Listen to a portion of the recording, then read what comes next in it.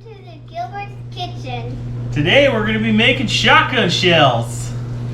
We have ground turkey and breakfast sausage. And some shells, jalapenos, and bacon.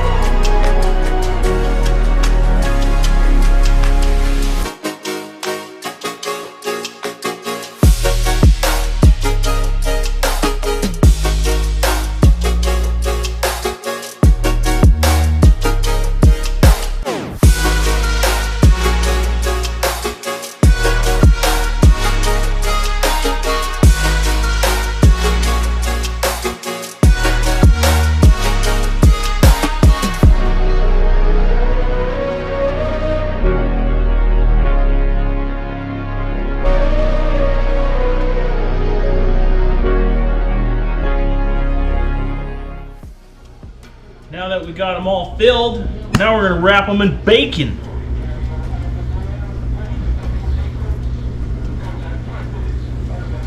You got them all filled. Put some on the end here and start to wrapping.